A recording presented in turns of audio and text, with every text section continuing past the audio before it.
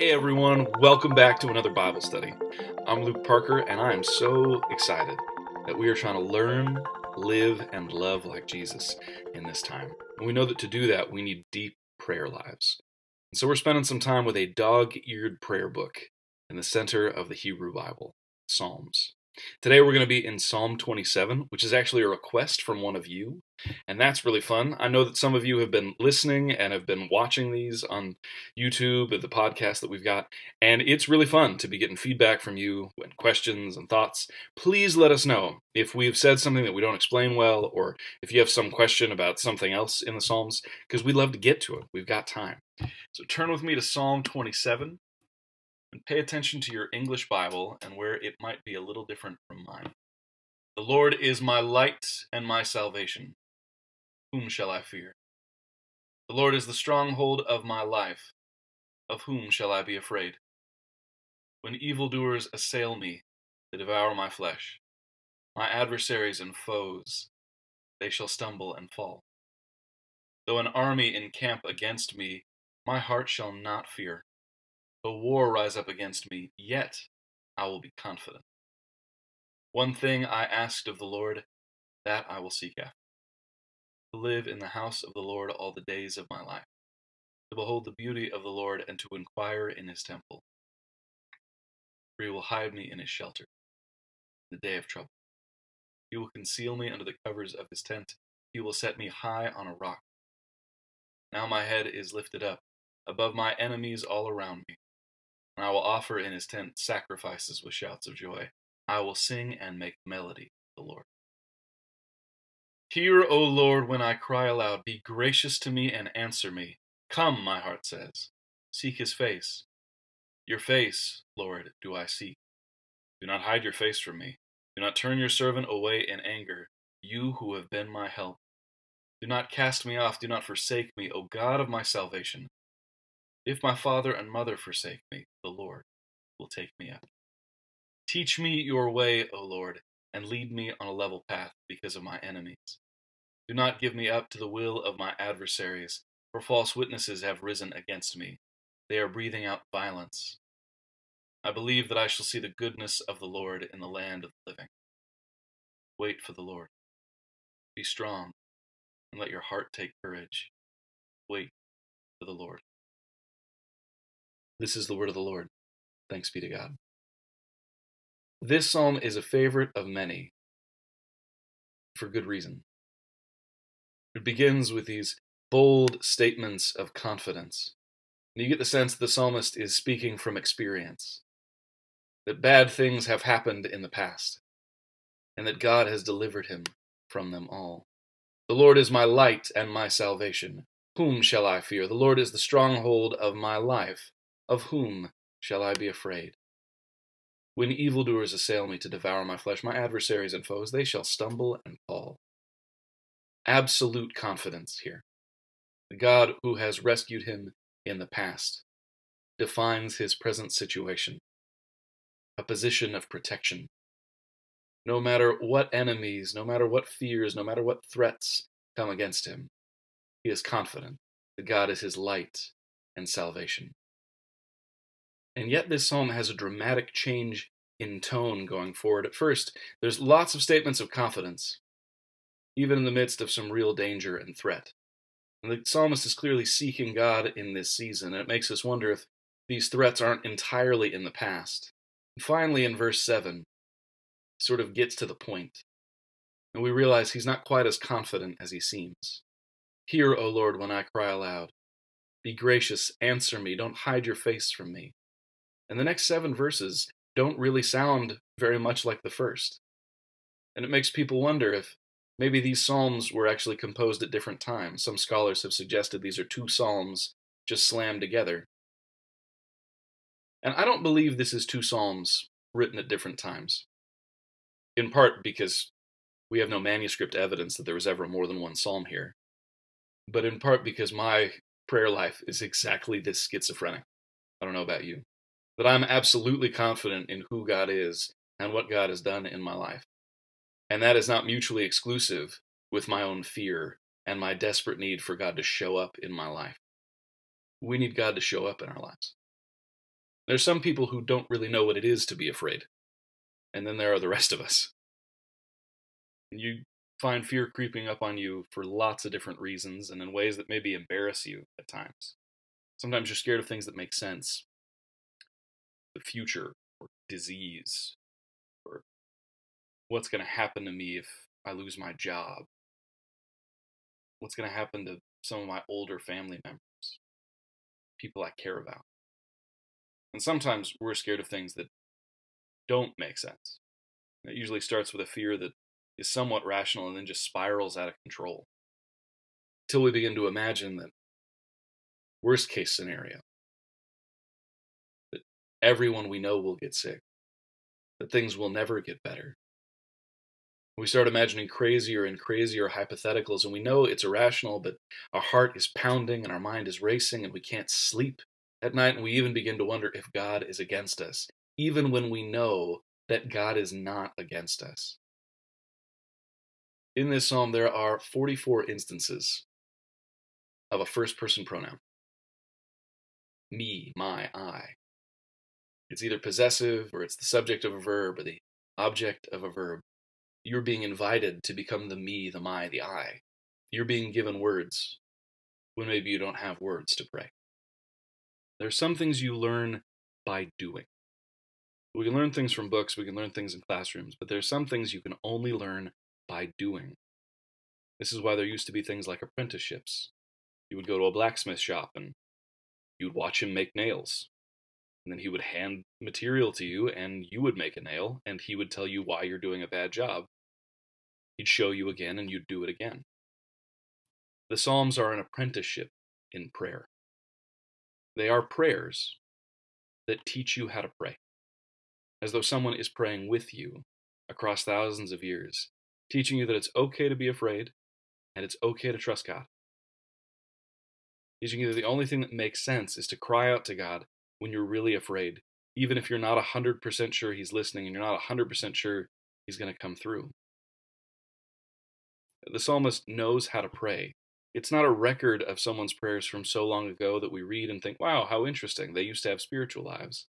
This is an invitation for you and I to come and pray the same words, to learn what it is, have a deep, rich faith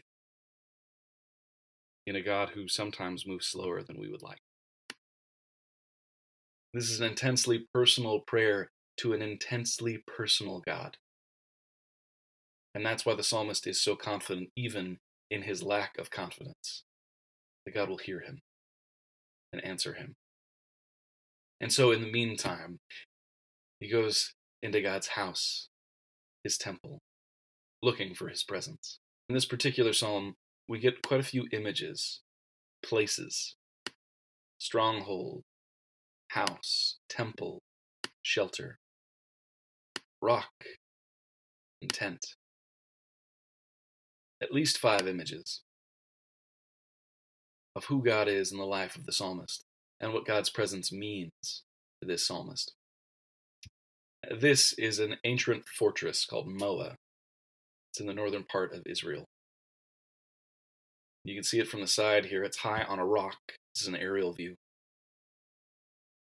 It's a stronghold that keeps you safe from enemies, but it's also high up, because the high ground was a safer place to be when enemies start surrounding you. This is a tent that you would see in Bedouin places. A tent is a large space.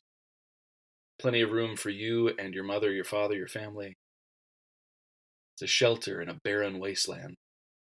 A place of rest and safety in the midst of storms, wild animals, and robbers all around.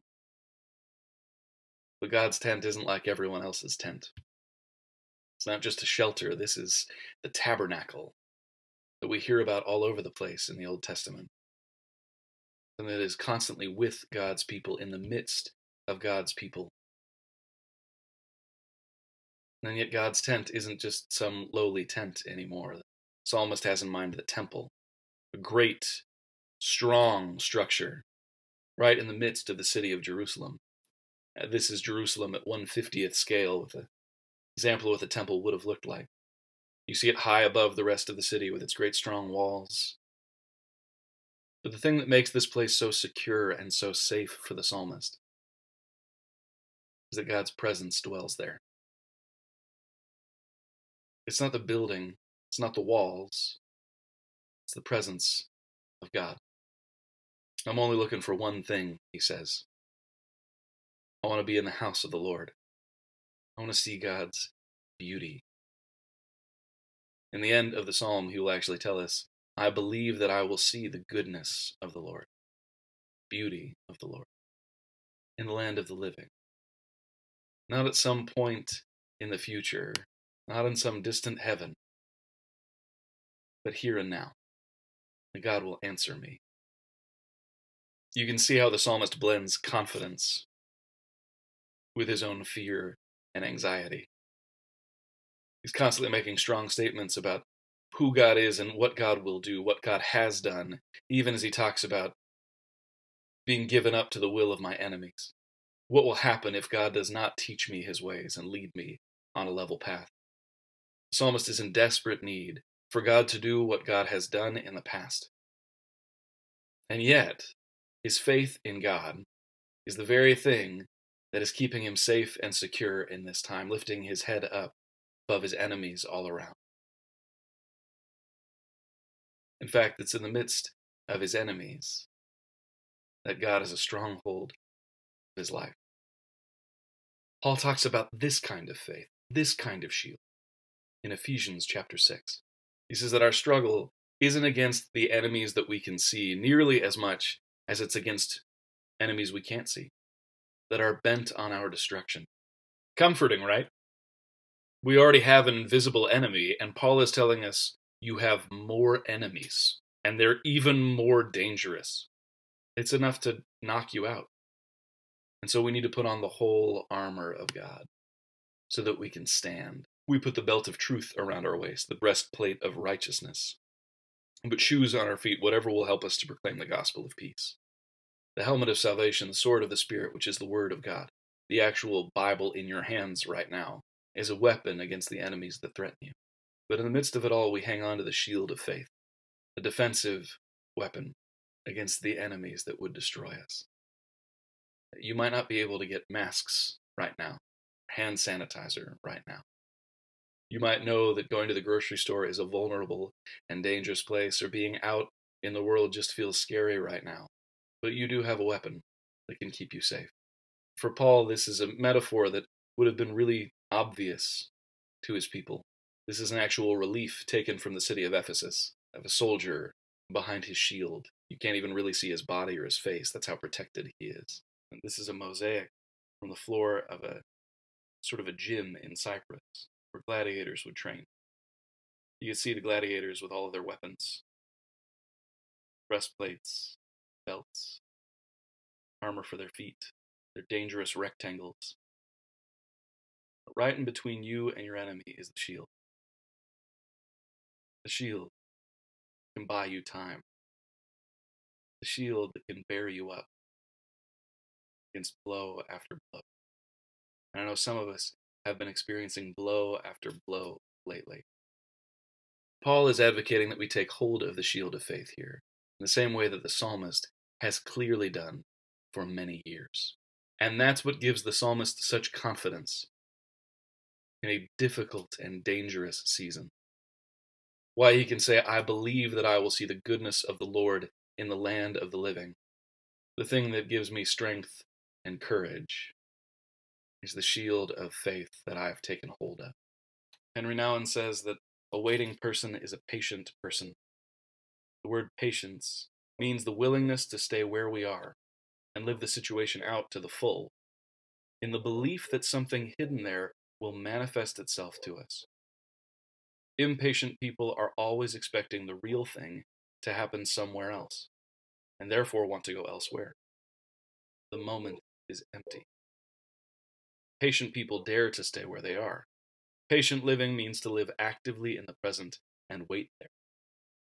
Waiting, then, is not passive. It involves nurturing the moment, as a mother nurtures the child that is growing in her womb. The most important, frequent use of the word wait, however, is to define the attitude of a soul Godward. It implies the listening ear, a heart responsive to the wooing of God, a concentration of the spiritual faculties upon heavenly things, patience, faith. You and I are in a season of waiting right now. But we aren't waiting for the scientists to figure things out, or for our rhythms to return, or for us to get our lives back to normal.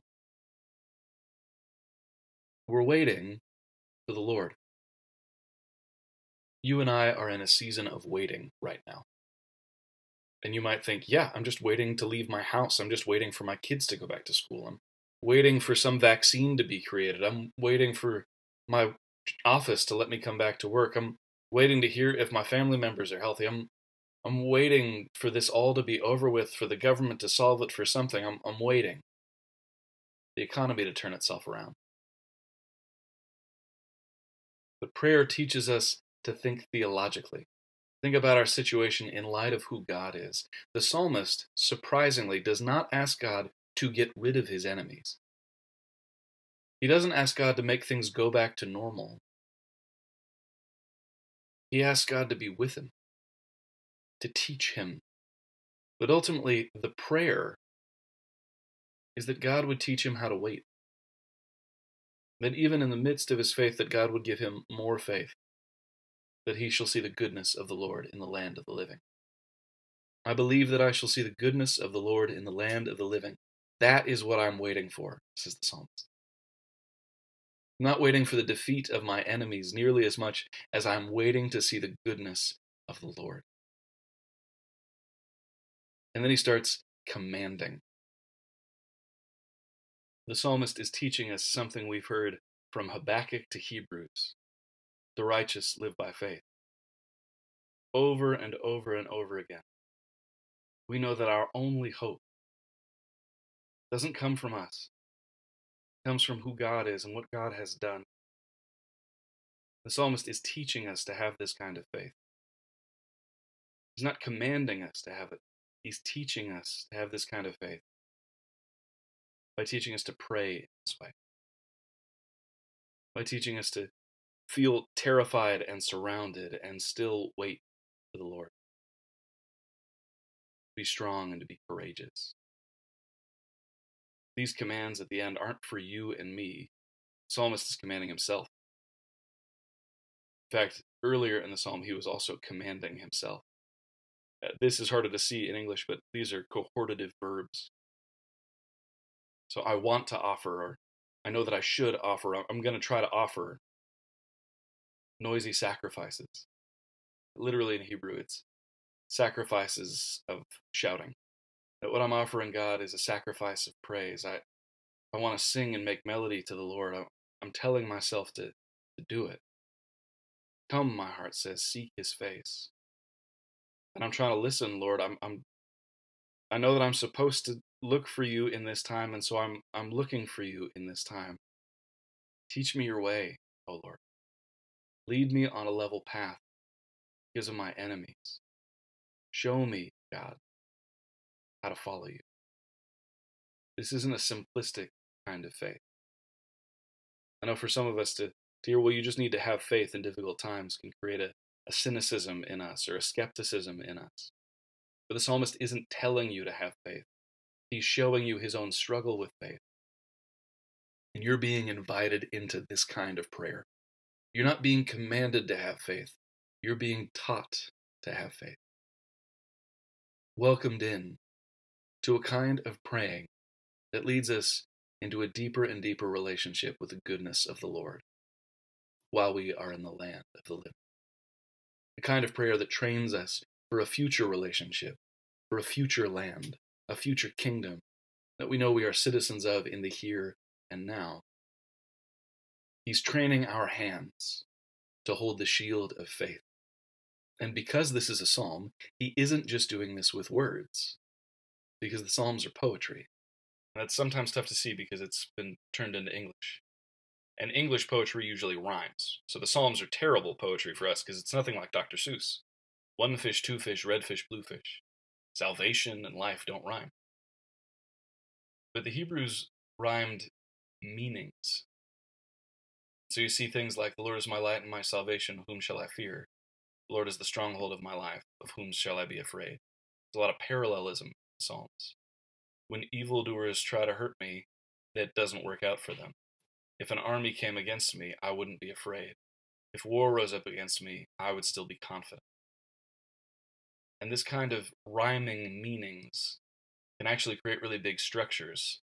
This is called a chiasmus, and it's sort of my guess at a structure you could see in the psalm. Somebody else could find something else, and they'd probably be right. Poetry is often open to more than one interpretation.